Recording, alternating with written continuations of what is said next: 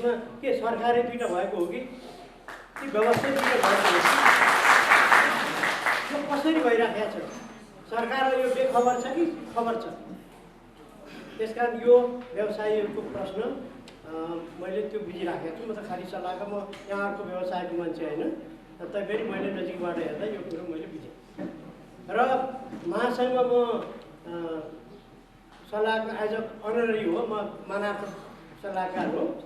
मैले त्यहाँ यो समस्यालाई स्थायी रूपमा कसरी समाधान गर्न सकिन्छ भन्ने विषयमा हामीले यसलाई डिपली अध्ययन पनि गरेका छौँ, सुझाव पनि दिएका छौँ। हाम्रो देवेन्द्रजी पनि हुनुहुन्छ, त्यसमा हामी सहकार्य पनि गरिरहेका छौँ। यहाँ काउन्सिलको पनि कुरा उठ्यो, काउन्सिलले पनि नीतिगत रूपमा सायद पोलिसी म्याटरमा उसले लबिङ गर्ने नै छ। र यो हामीले महासङ्घले यसलाई के भने यसको सधैँ अभाव यो स्थायी अभाव किन हुन्छ र अहिलेको जुन वर्तमान अभाव छ यसको रुट कज के हो, वास्तवमा कारण के हो भने कोरोना महामारी उत्पन्न भयो। साधारणतया 20 किलो र चाडबाडको महिनाहरूमा 25 किलो दिइरहेको थियो। कोरोना आएपछि लकडाउन भयो अनि यसलाई लग्जरियस आइटम अन्तर्गत पारेर 20 किलोकोलाई 10 किलोमा झारियो। र अनि त अहिले त सबै कुरा सामान्य भइसक्यो, तर त्यो 10 किलोकोमा 10 किलै छ। त्यसरी यसलाई अभावमाथि यसले थप अभाव सिर्जना गर्यो र यसमा हामीले महासङ्घबाट पहल पनि गरिराखेका छौँ कि अब यो त 25 किलो हुने सिजन हो, यो त बिहाको सिजन, चाडबाडहरूको सिजन भनेर हामीले सरकारको ध्यान आकर्षण गरिरहेका छौँ। र यसमा अर्को विचारणीय पक्ष के छ भने यो सुन चाँदी भनेको कुनै स्याउ काउली जस्तो होइन, कपाको खाएर सिद्धिने। यो त सम्पत्तिको चिज हो, यो रिसाइक्लिङ भएर आउँछ। राज्यले के गरिदिएको छैन, यहाँ सरकारको नीति नियमको पनि कुरा आइराखेको थियो, मैले अलिकति बढी लिएँ, सही है। यसलाई रिसाइक्लिङमा के गरिदिन्छ भनेदेखि तपाईँहरू व्यवसायीले ग्राहकले बेच्न ल्याएको सुन तपाईँहरूलाई किन्न समस्या छ, चोरीको भन्छ के तेरो बिल देखा भन्छ, अनेक गरेर त्यो लफडा सिर्जना गरिदिन्छ। हामीले केमा जोड दिइराखेका छौँ भने यसलाई कानुनी रूपमा स्पष्ट गरिदिउँ। चोरीको सामान होस् कि जेसुकै होस्, व्यापारीले पैसा तिरेर किनेपछि त्यो व्यक्ति जो बेच्न ल्यायो त्यो जिम्मेवार हुन्छ। त्यसकारण यो क्लियर गरिदिनु पर्यो। यसले सरदर 25% त्यही रिकभरी हुन्छ रिसाइकलबाट, इम्पोर्ट गर्नै पर्दैन डलर खर्च गरेर। हामीले त्यो सुझाव दिएका छौँ। र अर्को एउटा सुझाव नेपाल राष्ट्र ब्याङ्कको यहाँहरू कति जानुभयो होला, उहाँ रिटायर हुनुभयो, अहिले विदेशी विनिमय व्यवस्थापन विभाग भनिन्छ जसले सुनको कन्ट्रोल गर्छ। विश्व ढुङ्गाना भन्ने हुनुहुन्थ्यो, एउटा गोष्ठीमा उहाँ पर मेरो इन्काउन्टर भयो, जम्काभेट भयो। अनि उहाँले के, नेपाल सरकारले के तर्क दिइराखेको छ भने हामीले सुनमा रेस्ट्रिक्टेड, हामीले क्वान्टिटी किन लगाएको भनेदेखि डलर हामीलाई पुगेन भनेर भन्नुभएको छ। अनि मैले भने तपाईँले झिटिकुण्डालाई किन साँगुरो बनाइदिएको छ? झिटिकुण्डालाई अलिकति फरक बनाइदिनुहोस् न। यदि मैले विदेशमा बसेर डलर कमाएर सुन ल्याउँछु भने म भन्सारतिर ल्याउँछु, नेपाल सरकारको डलर पनि खर्च हुँदैन। त्यो कुरा किन रोक्नु भएको भन्दा त्यो काम त भरियाहरूले गरे, एयरपोर्टसम्म एउटा ल्याउँछ अनि बाहिर आएर साउले लैजान्छ भन्नुभयो ढुङ्गानाजी। ए त्यसो भए तस्करहरूले ल्याएको कुरा त भरिया होइन उनीहरू। तस्करले सुन ल्याउँदा भन्सार तिर्दैन, हामी आफूले डलर कमाएर सुन लिएर आउँछौँ र भन्सार तिरेर भित्र पसाउँछौँ भन्दा गभर्मेन्टले रोक्छ। यो त एउटा विडम्बना भयो भन्ने मैले प्रश्न गरेको थिएँ। सायद उहाँले त्यसको स्पष्ट जवाब दिनुभयो। त्यस कारण यो झिटिकुण्डामा के छ भने उसले 2 किसिमको नियम लगाएको छ, यहाँहरू व्यवसायलाई थाहा नै हो। यदि 50 ग्रामभन्दा तल गहनाको रूपमा ल्याउनुहुन्छ भने तपाईँले भन्सार तिर्नु पर्दैन। यदि त्योभन्दा बढी 100 ग्रामसम्म तपाईँले लिनुहुन्छ भने तपाईँले भन्सार तिर्नुपर्छ। हाम्रो भनाइ के थियो भने तपाईँ गहना आउन दिनुहुन्छ, सुन आउन दिनुहुन्न, त्यो भने विडम्बना भयो। तर त्यसमा अलिकति लजिक हामीले महासङ्घ अथवा हाम्रो विपिनजी पनि हुनुहुन्छ, जुनसुकै महासङ्घ जुनसुकै संस्थाले उठाए पनि हामीले कानुनी कुरा उठाउनुपर्छ, लजिक कुरा उठाउनुपर्छ। त्यस कारण यसमा के छ भनेदेखि जुन गहना ल्याइन्छ, जस्तो भनौँ यहाँ साथीहरूले 50 ग्रामसम्मको गहना लगाउनु भयो होला, महिला दिदीबहिनीहरूले त अथवा उहाँहरूको गहना धेरै हुन्छ स्वाभाविकले, पुरुषले पनि ब्रासलेट इत्यादि लगाउने चलन हुन्छ, त्यो 50 ग्रामको सरदरमा पर्न आउँछ। त्यही ब्रासलेट लगाएर म बाहिर जान्छु विदेश, त्यही ब्रासलेट लगाएर म भित्र आउँछु, ओहोर गरिरहन्छ। भनेपछि त्यो एउटा गहनामा उसले कति बेर भन्सार पुग्यो।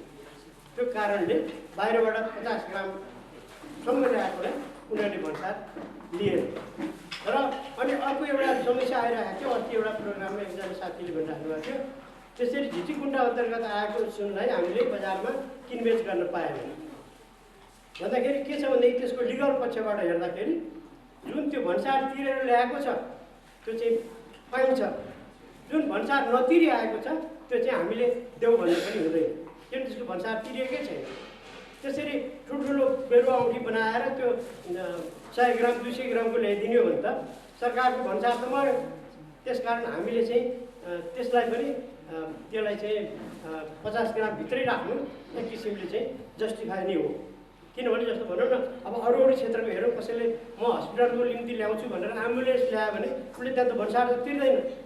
तर यदि भित्र यसरी उसले एम्बुलेन्सको चलाउँछ भने ठिक छ, एम्बुलेन्समा नचलाएर मान्छे पुग्छ भने उसले फेरि गएर भन्सार तिर्नुपर्छ। त्यसकारण यसमा पनि यस्तो नियम छ र यो चरम अभाव हटाउनको निम्ति हाम्रो महासङ्घ पनि प्रयासरत छ। विकास र यो पेसाको सुरक्षाको लागि र यो पेसा राम्रोसँग सरल र सजग तरिकाले सञ्चालन गर्न कच्चा पदार्थको बारेमा केही बोलिदिनुहुन्छ कि भन्ने आशा सबैले लिनुभएको जस्तो मैले यहाँ देखिरहेको छु। अहिले यो पेसा ठ्याक्कै भन्नुपर्दा हामीलाई हाम्रो पेसा सञ्चालन गरेर ठम्मे हम्मे भएको अवस्था चाहिँ छ। ग्राहक पसलमा आउनुहुन्छ, सामानको अर्डर गर्नुहुन्छ, कच्चा पदार्थ हामीसँग छँदैछ। हामीले यो कोरोनाको कहर पछिको बजारलाई हामी यही हेरिरहेछौँ, यही देखिन सक्छौँ। आज यहाँ कोरोनाको बेला हामी घरबाट बाहिर निस्किनु पनि डराइरहेको थियौँ, घरभित्र थुनिएर बसिरहेका थियौँ, लकडाउनलाई पूर्ण रूपमा पालना गरेर बसिरहेको थियौँ। तर अहिले बजार चलिसकेको अवस्था छ। यो माहौलले पनि देखाइरहेको छ, हामी कसैले पनि मास्क पनि लाग्दैन, सेनिटाइजरको युज पनि गरेको छैन। भनेपछि बजार पहिला जे थियो त्यो अवस्थामा फर्किसकेको अवस्था छ। यो अवस्थामा आउँदाखेरि सरकारले जुन 10 किलो सुन रोकेको छ, 20 किलो सुनलाई झारेर 10 किलो सुनमा राखेको छ, त्यसलाई वृद्धि गर्नु हाम्रो महासङ्घ त लागेकै छ र रद्द आवश्यकको महासङ्घबाट फेरि पनि लाग्नु भएको र त्यो लाग्नको लागि अहिले एक किसिमको चाहिँ काउन्सिलको निर्माण भइसकेको अवस्था पनि छ। हामी सबै देशभरिका व्यवसायीहरू एक भएर हाम्रो आवाजलाई बुलन्द गर्दा मात्रै हाम्रा समस्याहरू समाधान हुने अवस्था भएको कारणलाई भएका हामीले महसुस गरेर काउन्सिलको स्थापना हामीले विगतको दिनमा पनि गरेका छौँ र त्यो बिचमा ब्रेक भएको थियो, यसलाई अहिले निरन्तर गरेका छौँ र जसको जिम्मेवारी रमेश दाइले नै लिनुभएको छ। आज साथीहरू सबैजना उहाँलाई काउन्सिलको अध्यक्षको जिम्मेवारी लिनुभएको सम्मान गरिदिनु अनुरोध गर्न चाहन्छु। पक्कै पनि यो पेसाको मूलत हामी जुनसुकै क्षणमा आबद्ध भए तापनि हाम्रा पेसा एउटै हो र हाम्रा साझा उद्देश्यहरू पनि एउटै छ। र हाम्रा साझा उद्देश्य भनेको कच्चा पदार्थ हो, ज्याला जतिका कुरा हो, सुरक्षाका कुरा हुन्, हामीले पाउने हाम्रो व्यवसायले पाउने हक र अधिकारका कुराहरू र यो काउन्सिलले ती कुराहरूलाई पूर्ण रूपमा चाहिँ राज्यसँग लिन सकोस्, म शुभकामना पनि व्यक्त गर्न चाहन्छु। साथीहरू, तपाईँहरूले जुन यहाँ अहिले पूर्ववक्ताले भन्नुभयो सुन चाँदीको गरगहना किन्दै गर्दाखेरि हामीलाई चोरीका गरगहनाले हामीलाई विगतको दिनदेखि सताइरहेको अवस्था छ। अहिले मुलुकी एन्डमा सुन चाँदीलाई पनि नगद सर मानिसकेको अवस्था चाहिँ छ, तर व्यवहारमा यो कुरा लागू भएको छैन। कतिपय कुराहरू हाम्रा साथीहरूलाई थाहा नभएर हाम्रा साथीहरूले सम्बन्धित निकायमा त्यो कुरालाई एप्रोच नगर्नाले पनि यो कुराहरूमा हामी पछि परिरहेका छौँ। सुन चाँदीको अहिले धेरै घटनाहरू अलिकति बुझेको ठाउँहरूमा यस्ता घटनाहरू घट्दै गर्दाखेरि सुन चाँदीलाई नगद सर मान्ने मुलुकी एन्डमा दस्तावेजकै रूपमा छापिएर आइसकेको भएको हुनाले अब यो विषयमा पनि हामीले चाहिँ राज्यका सम्बन्धित प्रहरी प्रशासनसँग पनि व्यापक रूपमा कुरा उठाउनु पर्ने आवश्यकता छ यो कार्यान्वयनको विषयमा। यो साथीहरूलाई मैले आज जानकारीको रूपमा मैले यहाँ राख्न चाहेँ, किनभने भोलि यस्तो दुर्घटना कसैलाई हुँदै गर्दा मुलुकी एन्डको पाना पल्टाएर ल हेर्नुहोस् भनेर प्रहरी प्रशासनलाई भन्दै गर्दा त्यहाँनिर राज्य अहिले पछि परिसकेको अवस्था चाहिँ छ। यसले हाम्रो व्यवसायलाई चाहिँ अलिकति सुरक्षित यहाँनिर पनि गरेको अवस्था छ। बजारको अवस्थालाई हामीले हाम्रो सुनचाँदीको बजारलाई अब सुरक्षित गर्नको लागि नेपाल सुनचाँदी व्यवसाय महासङ्घले चारवटा नीति लिएर आएको छ। त्यो नीति अन्तर्गत 4 खम्बे नीति अन्तर्गत एउटा नीति भनेको उपभोक्ता हो। उपभोक्ता नभइकन हाम्रो पेसा सञ्चालन हुन सक्ने अवस्था छैन र उपभोक्तालाई कसरी हुन्छ गुणस्तरको सामान र तौलको ग्यारेन्टीको हामीले जुन प्रत्याभूति गर्नुपर्छ त्यसले हाम्रो पेसामा चाहिँ विश्वसनीय बढ्छ र त्यसले नै हाम्रो व्यवसायको समृद्धि हुन्छ। र त्यस्तै अर्को कुरा भनेको कच्चा पदार्थ नभइकन हाम्रो पेसा सञ्चालन हुन सक्ने अवस्था छैन र यो अहिले मूल मुद्दा भनेको छ। र यो मुद्दामा हामी देशभरिका व्यवसाय एक भएर समयमा यो महासङ्घले यो कुरालाई निचोड दिन सक्दैन भने हामीले राष्ट्र बैङ्क र नेपाल सरकारलाई घेराबन्दी गर्नुपर्ने परिस्थिति छ र त्यसको लागि यहाँ साथीहरूले पनि नेपाल सुनचाँदी व्यवसाय महासङ्घलाई सहयोग गर्नुहुन्छ भन्ने पनि मैले पूर्ण विश्वास लिएको छु। यो हाम्रो पार्टी केसँग जोडिएको कुरा। हिजो हाम्रो निर्वाचनमा हाम्रा पैसाहरू काम लाग्यो, हाम्रा भोटहरू काम लाग्यो। आज हाम्रा समस्याहरू भन्दा ती नेताहरूले हाम्रो गफ सुन्ने फुर्सद छैन, हाम्रा समस्याहरू सुन्ने फुर्सद छैन, हाम्रा समस्याहरूलाई समाधान गर्ने उहाँहरूलाई फुर्सद छैन। फेरि पनि निर्वाचनको दिन आउँदैछ साथीहरू।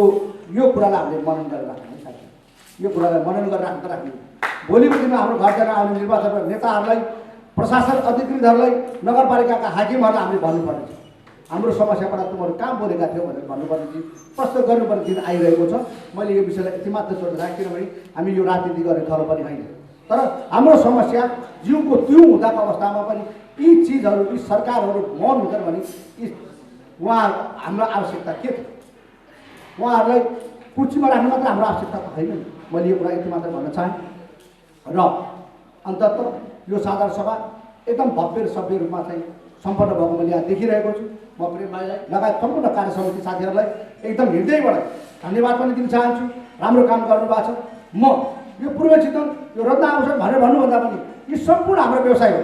यसको विगतको इतिहासलाई मैले हेर्ने भने यो 25औं वर्षको इतिहास छ।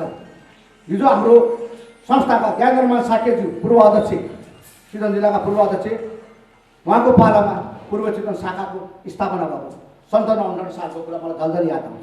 आज 77-78 सालमा हामी हिँड्दै गर्दाखेरि यसले कतै कता बाटो बिराएको अथवा चाहिँ संस्था हाम्रो चितवन जिल्लाबाट कतै न कतै कुनै किसिमको गुनासाका पाटोहरू भयो होला।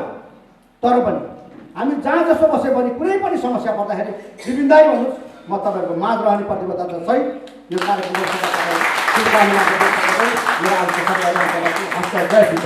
अध्यक्ष श्री विपिन रामुज्यू र अबको क्रममा शुभकामना मन्तव्य व्यक्त गरिदिनुहुन नेपाल सुनचाँदी रत्न तथा आभूषण महासङ्घका प्रथम उपाध्यक्ष श्री रुद्र बराइलीज्यूलाई सविनय अनुरोध गर्दछु। त्यसकारण मैले धेरै कुरा राख्न नपर्ला। यहाँ विभिन्न कोडबाट उठेका विषयहरू कता कता असन्तुष्ट पनि छ, कता अभाव पनि छ। मैले एउटै त्यो सबै कुरालाई जोडेर यहाँहरूसँग के निवेदन गर्न चाहन्छु भने धेरै जस्तो हामी पहिला के बुझ्थ्यौँ भने व्यवसाय होस् अथवा कुनै पनि सङ्गठन होस्, देशभरिको एउटा सङ्गठनले गर्ने हुन्थ्यो अथवा गर्नु नै त्यो हो भन्नेतिर लाग्थ्यो। त्यो होइन। हामी गाउँबाट उठौँ, टोलबाट उठौँ, जिल्लाबाट उठौँ, विभिन्न स्थानबाट उठौँ अनि जुटौँ, अनि मात्र हाम्रो समस्या पुरा हुन्छ। किनभने कहाँनिरको आवाज, कहाँनिरको समस्या, कहाँनिरको दुःख पीडाहरू के छन् भन्ने कुरा त्यो सङ्गठन निर्माण गरेर आइसके पछाडि मात्रै त्यहाँ भएका आफ्ना सदस्यहरूसँगबाट पाइने पीडाका आधारमा नै त्यो संस्थागत हुँदै जाने कुराहरू। त्यसैले गर्दा धेरैवटा संस्था हुनुभन्दा पनि नहुनुभन्दा पनि धेरैवटा संस्था हुनु जरुरी छ। त्यसले गर्दा त्यो संस्थाले भोलि गएर फेरि एकता नगरी सुखै पनि पाउँदैन, किनभने मुद्दा एउटै छ। तर हाम्रो देशको भूगोललाई हेर्दाखेरि तराई, पहाड, हिमाल लगायतका सबै क्षेत्रमा बस्ने हाम्रा सुनचाँदीसँग सम्बन्धित व्यवसायहरूको समस्याहरू अलिकति केही फरक पर्ला। त्यसलाई समेट्नका निमित्त हामी सबै स्तरका व्यवसायहरूको आफ्नो संगठनको माध्यमद्वारा महासङ्घमा आबद्ध भएर आफ्नो आवाजहरूलाई उठाउनुभयो भने त्यो अनिवार्य रूपमा आधिकारिक हुन्छ भन्ने यहाँहरूसँग यो कुरो राख्दै यस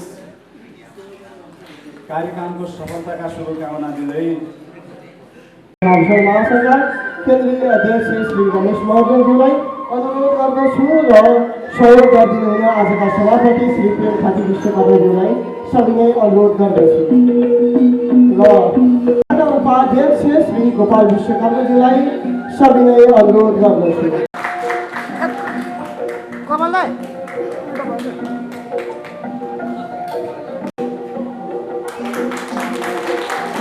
त्यस्तै माइक घोषणा प्रदान गरिदिनुलाई सम्पूर्ण अनुरोध गर्दछु। त्यस्तै माइक चिनो ग्रहण गरिदिनु हुन नेपाल संसादी व्यवसाय संगठनका उपाध्यक्ष श्री हरिपरा। त्यस्तै माइक चिनो ग्रहण गरिदिनु हुन नेपाल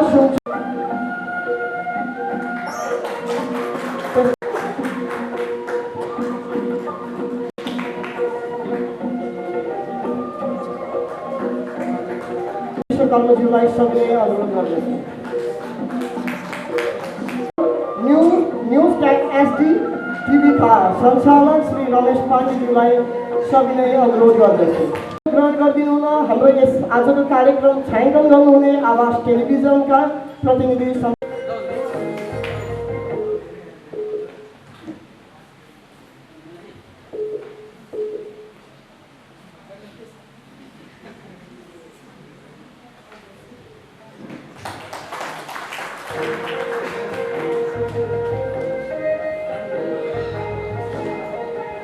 त्यस्तै माइक चिनो ग्रहण गरिदिनु हुन नेपाल संसादी व्यवसाय महासङ्घका केन्द्रीय सदस्य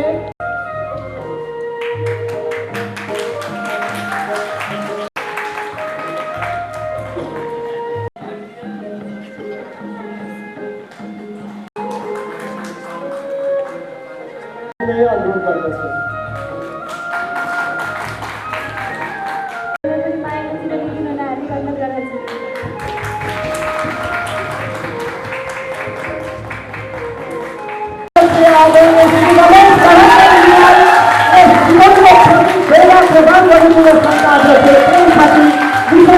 प्रमुख आकर्षक युवा पुस्ताका ढुकढुकी आदरणीय नेपाल संसादी रत्न तथा आभूषण महासङ्घका केन्द्रीय अध्यक्ष श्री रमेश महर्जनज्यूलाई सविनय अनुरोध गर्दछु।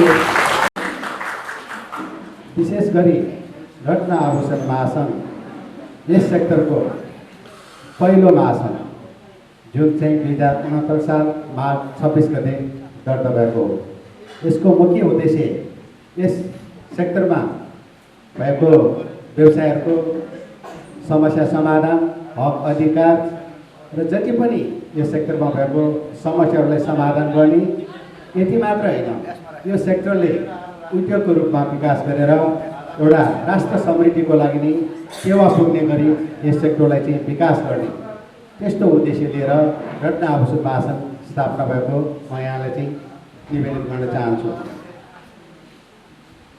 महासङ्घको मुख्य जिम्मेवारी जुन रूपमा यो स्थापना भयो, यसले चाहिँ यो सेक्टरको लागि विकासको लागि, यो सेक्टरको व्यवसायहरूको सुरक्षा, हक अधिकार संरक्षणको लागि यसको मुख्य जिम्मेवारी लिएर, दायित्व लिएर यो अगाडि आएको छ। र विशेष गरी म यहाँ साथीहरूलाई के अनुरोध गर्न चाहन्छु भन्दाखेरि यो रत्न आभूषण महासङ्घमा यहाँहरू आबद्ध सङ्घको रूपमा आबद्ध हुनुहुन्छ र आबद्ध सङ्घहरूसँग हामी यति धेरै नजिकको रूपमा समस्याप्रति हामीहरू छलफल गर्ने, त्यसको कसरी समाधान गर्ने विषयमा हामी सरसल्लाह गर्नेछौँ। त्यसैले हाम्रो यो रत्न आभूषण महासङ्घबाट कुनै पनि आबद्ध सङ्घ होस् र आबद्ध सङ्घका सदस्यहरू होस्, उहाँहरूलाई चाहिँ हामीले चाहिँ यस्तो किसिमको कि केन्द्रीय लेभलमा पुग्न, अध्यक्षसँग कुरा गर्न, अध्यक्षसँग भेट्न, अध्यक्षसँग चाहिँ समस्याहरू राख्न कुनै पनि तहको हामीले चाहिँ बन्देज राखेको छैन। म यहाँहरूलाई चाहिँ विशेष अनुरोध गर्न चाहन्छु, रत्न आभूषण महासङ्घ नितान्त रूपमा हाम्रो व्यवसायहरूको हक हित अधिकार सुरक्षाको लागि, यो सेक्टरको विकासको लागि र त्यो सेक्टरको विकासको लागि हामी अहिले रत्न आभूषण महासङ्घमा अध्यक्षको रूपमा होइन, एउटा कामदारको रूपमा, यहाँहरूको सेवकको रूपमा हामीले चाहिँ यो पद पाएको होइन, हामीले जिम्मेवारी लिएको हो। त्यसैले यहाँहरूलाई चाहिँ यो सेक्टरमा भएको समस्याहरू आज हामीले धेरै कुराहरू मैले एक गुणा रूपमा हाम्रो पूर्व प्रवक्ता साथीहरूले चाहिँ दिनुभएको सुझाव मैले एउटा गरी नोट गरेको छु। हामी अहिले छोटो समय छ, यही समयमा म सबै समेट्न नसकौँला, तर हामी कुरामा भन्दा हामी काममा विश्वास गर्छौँ, काममा भन्दा पनि हामी रिजल्टमा विश्वास गर्छौँ। त्यसैले हामी त्यसले निरन्तरता हामी लागिरहेको छौँ। मलाई आज गर्व लागेको छ, मैले हिजो म यहाँ चितवन आयो, चितवन सुनचरी व्यवसाय सङ्घको हाम्रो यस सङ्घको अध्यक्षज्यू लगायत उपाध्यक्षज्यू, महासचिवज्यू, कार्य समितिका सदस्य साथीहरू, जो युवा साथीहरूको जोस जाँगर र एक सेक्टरको विकासको लागि उहाँहरू जसरी चिन्तित हुनुभएछ, मलाई लाग्छ यो रत्न आभूषण महासङ्घको आबद्ध सङ्घमध्ये यो विशेष किसिमको यो सेक्टरलाई विकास गर्न खोज्ने सङ्घको रूपमा मैले पाएको छु। अध्यक्षतामा हाम्रो जुन हामी त्यहाँ उपस्थित भयो उहाँहरूको सदस्यता समेत गरेर उहाँले चाहिँ एउटा अध्ययन प्रतिवेदन समिति बनाइदिनु भयो।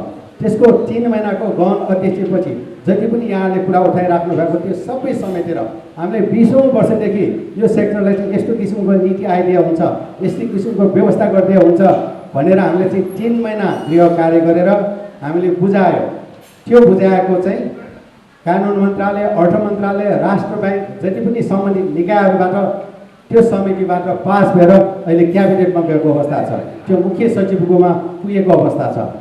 तर हाम्रो विडम्बना त्यही बेला चाहिँ हाम्रो यो कार्यान्वयन हुने तहमा पुगेको बेलामा चाहिँ जुन कोभिड-19को कारणले चाहिँ हाम्रो 20औं वर्षको जुन हामीले खोजिरहेको, हामीले बुझिरहेको निर्देशिका नीति र यो कच्चा पदार्थ आपूर्तिदेखि सबै जति पनि व्यवसायको हितमा हुने त्यो विषयमा हामीले चाहिँ जुन प्रतिवेदन बुझाएको थियो त्यसमा एक शब्द पनि वाणिज्य मन्त्रालयले काट्न सकेन।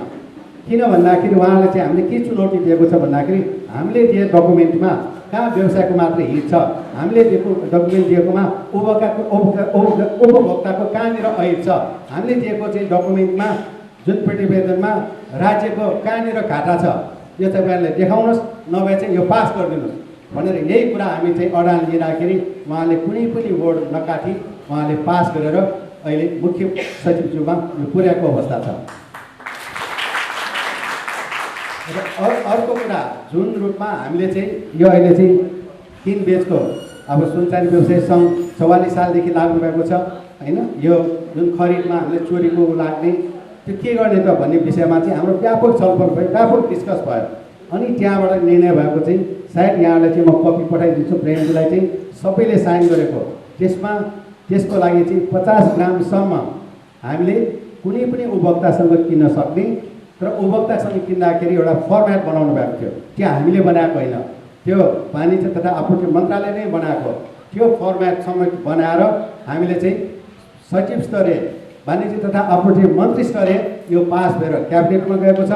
अब त्यसमा चाहिँ केही कुराहरू बजेटमा समेटेको अवस्था छ, केही कुराहरू उहाँले चाहिँ पार्सीले चाहिँ कार्यान्वयनमा ल्याइसकेको अवस्था छ। तर हाम्रो माग के छ भन्दाखेरि यसै पार्सी नगर्नुहोस्, आफ्नै मन्त्रालय सचिव लेभल मन्त्री लेभल पास भएकोलाई चाहिँ यसले चाहिँ एकै टाइममा चाहिँ यो चाहिँ लागू गरिदिनुहोस् भनेर चाहिँ हामीले रिक्वेस्ट गरेको थियो। त्यसमा चाहिँ विशेष गरी वैकुण्ठ अर्याल वाणिज्य तथा आपूर्ति सचिव थियो, उहाँले हामीले यति धेरै यो विषयमा जानकारी गराइसकेको थियो। उहाँले हामीलाई वचन दिनुभएको थियो कि हामी मैले नै उठाएको कुरा, यहाँले कुरा गरेको सबै मैले बुझेको छु, म यो लागू नै गर्छु भनेर चाहिँ उहाँले चाहिँ हामीलाई वचन दिनुभएको थियो। तर यहाँ एउटा विडम्बनाको कुरा, अहिले रिसेन्टली मात्र वैकुण्ठ अर्याल सर जुन जसले सबै यो सेक्टरको हामीले बुझाइसकेको उहाँ सचिवज्यू चाहिँ सर्व भएको छ। तर अर्को एउटा पाटो कहाँनिर राम्रो भयो भने उहाँ चाहिँ सर्व भएको प्रधानमन्त्री कार्यालयमा सर्व भएको छ र उहाँलाई चाहिँ हामीले चाहिँ अब मुख्य काम भनेको जुन प्रधानमन्त्री लेभलबाटै यो कार्यान्वयनमा चाहिँ क्याबिनेटमा लानुपर्नेछ, त्यसको लागि हामी खटखट्याउँदैछौँ। त्यसैले रत्न आभूषण महासङ्घ अहिलेसम्म हाम्रो पहुँच बोर्ड अफ ट्रेड भनेको छ, वाणिज्य आपूर्ति मन्त्रालयमा यो देशमा चाहिँ यो व्यवसाय प्रवर्धन गर्न, सिङ्गो देशको चाहिँ प्रवर्धन गर्नलाई चाहिँ एउटा बोर्ड अफ ट्रेड भन्ने चाहिँ कमिटी हुनेछ। त्यो कमिटीमा मलाई लाग्छ विभिन्न अरू महासङ्घले, हस्तकला महासङ्घले 10 वर्षदेखि निरन्तर हामीले त्यसमा मेम्बर पाऊँ भनेर उहाँले जहिले पनि निवेदन गर्दै रिक्वेस्ट गर्ने हरेक वार्षिक साधारण सभामा।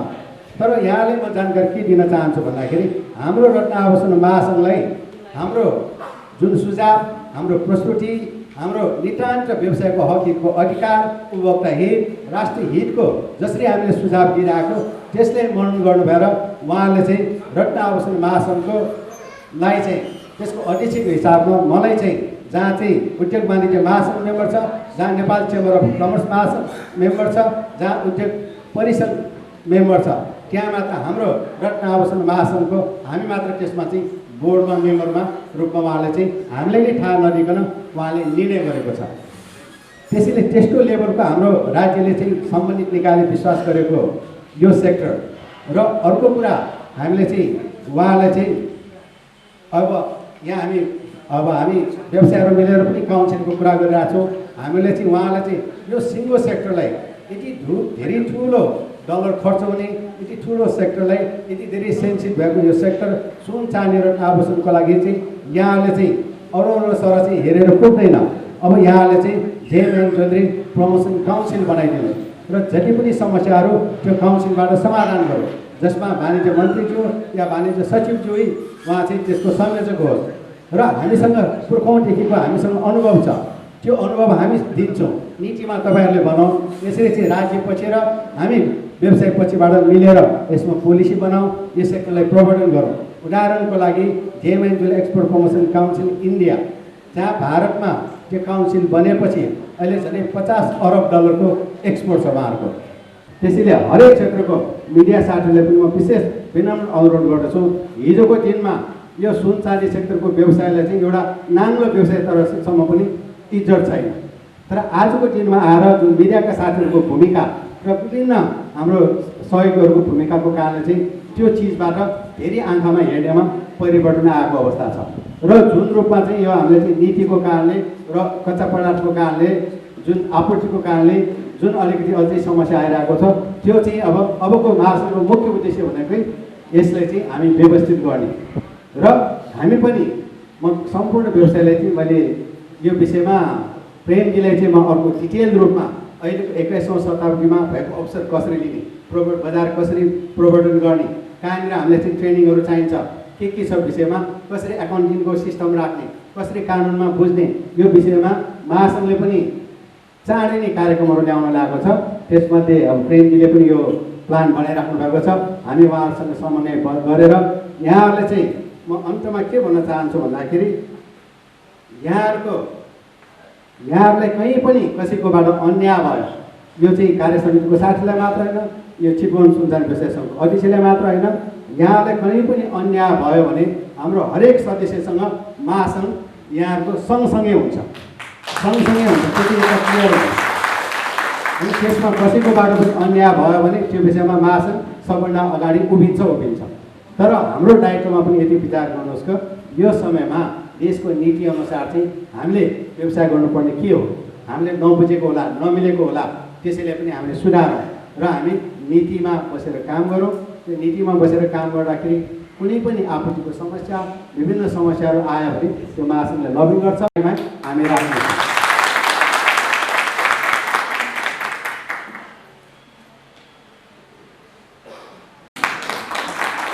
उहाँको स्वागत सँगसँगै उहाँहरूलाई पुनः न्यायको टिममा पनि हस्तान्तरण गरिदिनु हुन सबैलाई अनुरोध गर्दछु।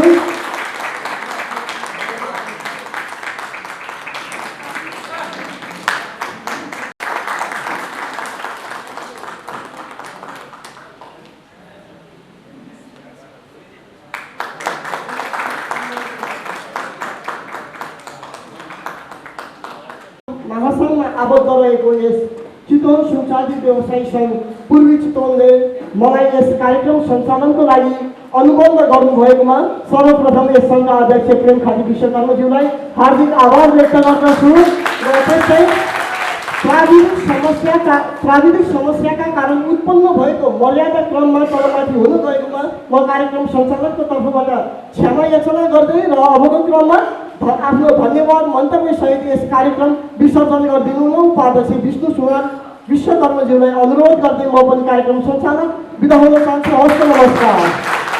सम्पूर्ण महिला तथा